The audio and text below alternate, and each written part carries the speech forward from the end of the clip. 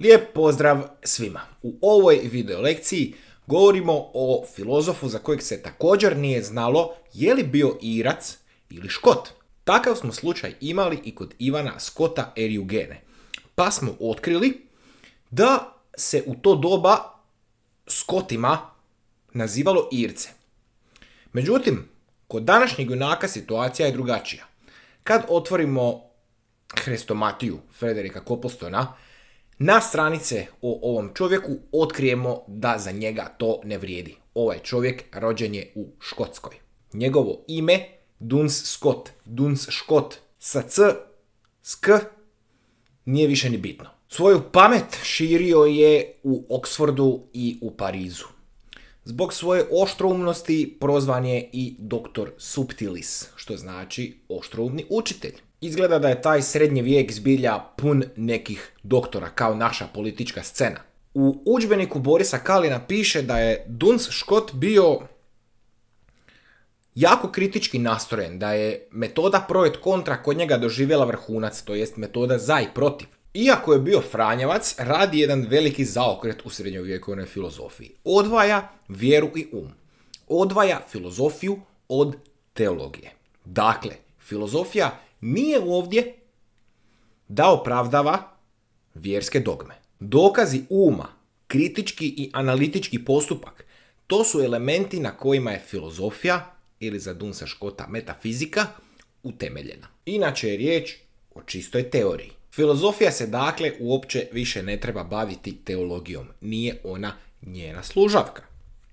Teologija je praktična znanost, jer iz nje crpimo načine po kojima treba živjeti. Zašto nam filozofija ne treba? Filozofija vrijedi za sve. Nebitno koje ste vjere ili nevjere. Naravno, teologija vrijedi samo za vjernike. Iako bi po njihovoj ideji također trebala vrijediti za sve. Ali Duns Scott je bio realan. Da pojednostavim stav Dunsa Scotta. Vjernici i nevjernici, prihvatite jedni druge i pustite se na miru. Ipak ono što Duns Scott stavlja iznad razuma jest volja. Volja je nad njim, volja određuje razumu što će.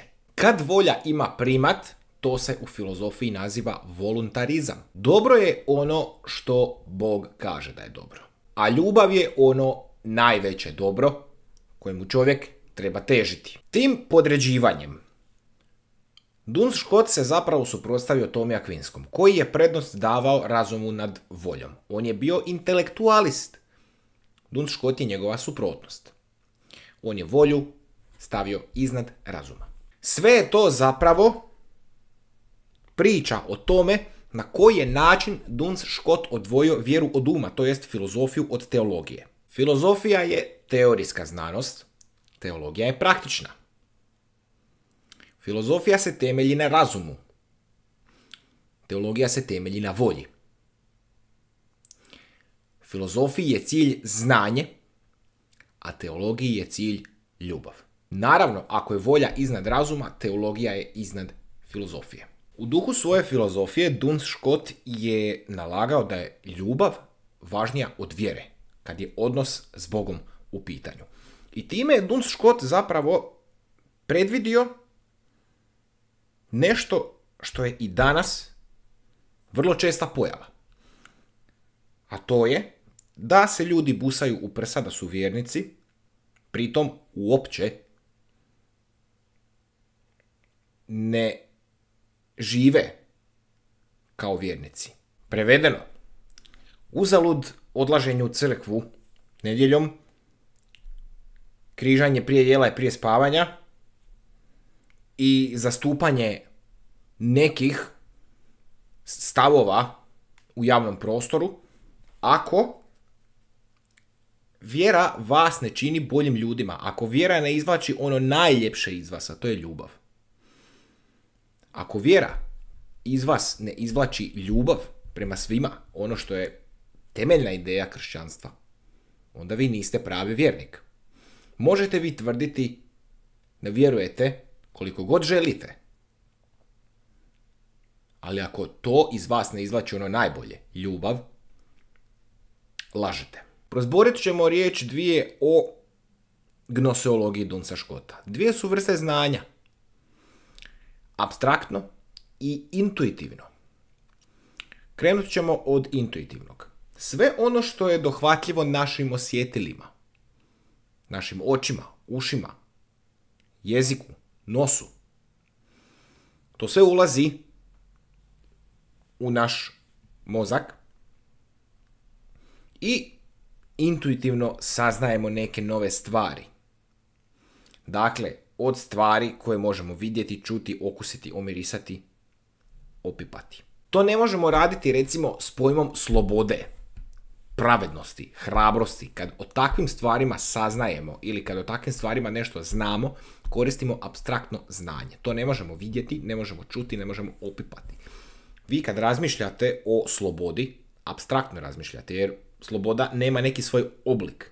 Nema ruke, noge, uši. To je apstraktno. Intuitivno razmišljate o nečem dohvatljivom vašim osjetilima. Međutim, idemo zamisliti da vi nikad niste vidjeli snijeg. Često ljudi u tropskim krajevima uopće ne vide snijeg. I onda mi njima krenemo objašnjavati što je snijeg, kako on izgleda. Hoće li oni imati intuitivno saznanje o snijegu? Neće. Morat će misliti apstraktno, jer to trenutno nije dostupno njihovim osjetilima. Tek kad prvi put vide snijeg, onda će to dohvatiti intuitivnim saznanjem. Dotad samo apstraktno. Dakle, intuitivne stvari možete dohvatiti i intuitivno i apstraktno.